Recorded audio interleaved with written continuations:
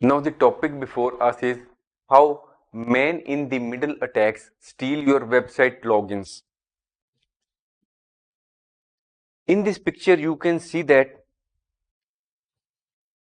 communication is taking place between user and website, and here you can see that the hacker has inserted or placed itself in between the communication which is taking place between the user and the application. And the goal of this MITM attack is to steal or manipulate the data which is being exchanged between two parties. Here in this picture you can see that two parties are involved, that is user and web application, and man in the middle or the hacker has placed itself in between the communication between the two parties, and his goal is to steal or manipulate the communication which is taking place between the two parties, so that he can manipulate or steal the data in respect of login credentials. If a person is trying to open the website, his login credentials will be stand leaked. If a person is entering his financial information on the website, it will also stand leaked. Then it may be possible that some private messages are being exchanged. Then it may be possible that the hacker may either steal these private messages or make some alteration to these messages, or the hacker may change the login credentials, it may change the passwords in between, or it may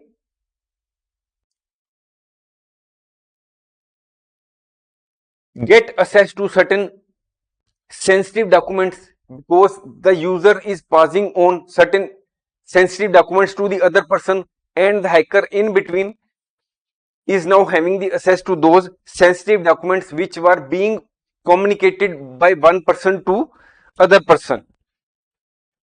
So information which has been obtained due to these MITM attacks can be used for many purposes, such as identity theft or unapproved fund transfer. It may be possible that when the communication is taking place between the two parties, that the user is to send certain money in this bank account, the man in the middle or the hacker may implant or plant his own bank account details so that the funds are transferred to his account. This MITM attack can happen in many ways, such as hijacking unencrypted public Wi-Fi. It may happen that the person is using public Wi-Fi which is unencrypted. The hackers may hijack that Wi-Fi system, and any communication which is taking place between the user and the website will be leaked to the hacker. It may be also possible that the hacker may use DNS spoofing for the purpose of MITM attack. What is DNS spoofing? In this picture you can see that client is trying to open a website. What happens? The hacker has injected fake DNS entry. What it means? That you may be using the correct IP address or the correct name of the website you will be entering, but due to the manipulation done by the hacker, your request will not go to the real website. You are trying to open your bank account or banking site. You are having account in say ABC Bank. You are trying to open the website of ABC Bank, and when you make request to the DNS server for accessing the real website, the hacker has already injected fake DNS entry. That is, the DNS server is controlled by the hacker, and though you are using the correct IP address, you are mentioning the correct name of the bank, all your request will take to take you to the fake website, and the purpose of this DNS spoofing is to steal your login credentials. When you are trying to access your bank and you land in the fake website, you will not get to know that this is the fake website, and when you will enter your login credentials, username, password, this information will stand leaked, or your this information will be in the hands of the hacker. By understanding the common methods which are being used by the hackers in MITM attacks, you can take protective steps to protect your website. So, to protect our website, we must avoid using public Wi-Fi for sensitive transactions. We must not use. If we are to exchange any sensitive information, we should never use public Wi-Fi. If we are visiting any website, we should see that it is having HTTPS and a padlock sign. We should not visit any website, or our website should not start with HTTP, because HTTP sites are not safe. We should be wary of phishing emails. That is, if some email come into our account and the same email relies on the concept of urgency, fear, then we should look at those emails with suspicion. Why this urgency is there mentioned in the email? Why this email is raising fear in our mind? So we should be cautious of phishing emails, and we should use antivirus or anti-malware software which is purchased from some reputed software developers, so that it can protect us against malware that facilitate MITM attacks. If we are having proper anti-malware software in our system, then there are chances that will not be affected by the MITM attack. So by understanding the MITM attacks and the methods which are being used by the hackers, we can suitably take protective steps to protect our website from the website attacks. Now the topic before us is taking down websites, understanding DoS and DDoS attacks. Here in this picture, you can see that in the case of DoS attack, single device is there which is being used to launch attack on the server or targeted website. However, in the case of DDoS attack, that is distributed denial of service attack, multiple devices are used to launch the attack on the targeted website or server. In this picture, you can see this is the DDoS attack.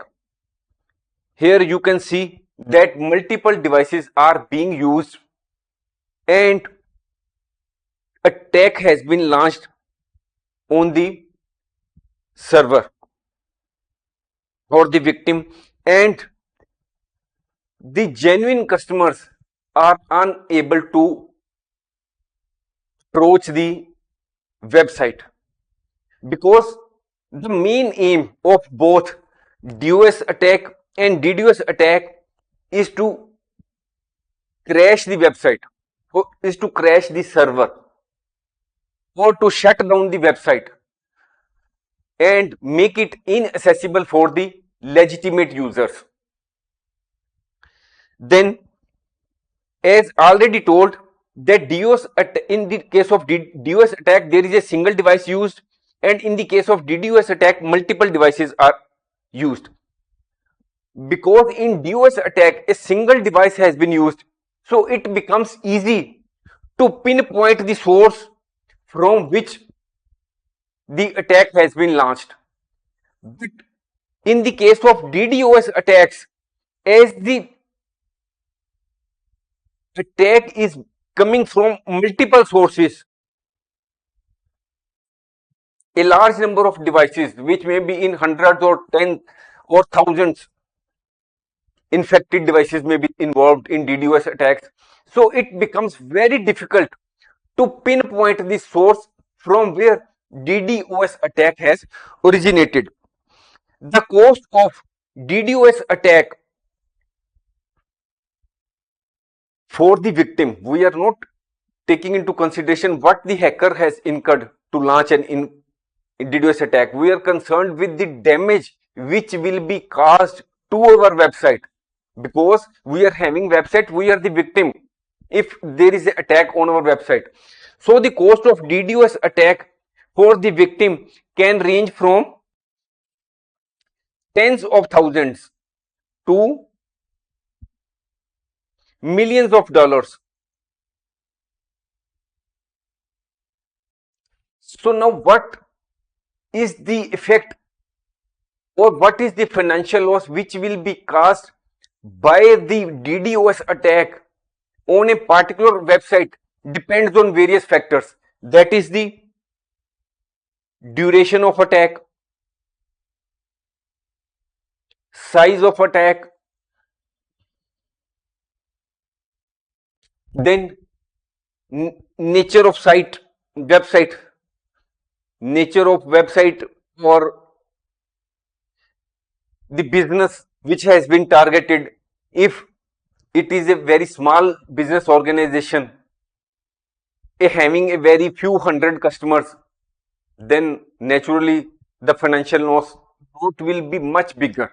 Now, for a small businessman, even a small loss is very compared as seen from his angle, but in financial terms, that is in millions or billions, the loss will be less. But if the DDoS attack is on a multinational company or a big corporation, the loss may be much bigger. Then the cost of downtime, how much time the website remains down due to that attack. So if there is a DDoS attack, what are the losses which are incurred? Loss of productivity,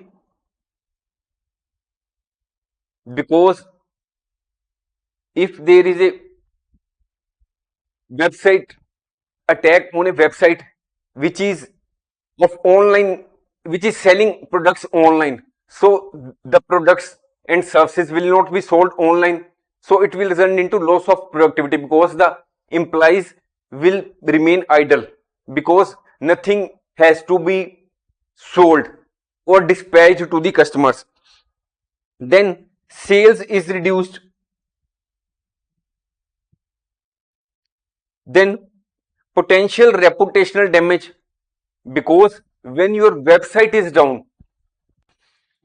potential reputation damage, when your website is down for consecutively say hours to many days, the customers will have the impression that your company or the website has not taken the proper steps to safeguard it from the website attacks. So all this ultimately results into loss of brand image of the company. In Feb 2020, Amazon Web Services also experienced a DDoS attack, and that attack reached a peak volume of 2.3 terabytes per second.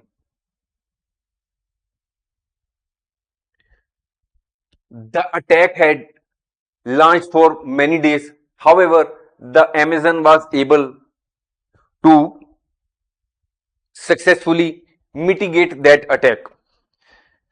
So this event shows that DDoS attacks or DoS attacks are increasing day by day, and DoS or DDoS attacks are used by the hackers to launch attacks on various websites for various reasons, and there is need on our part to implement robust security measures so that we can save our website from the attacks which are being launched by the hackers from time to time. Thanks for watching. If you like our course, please spare some time to give a star rating to our course.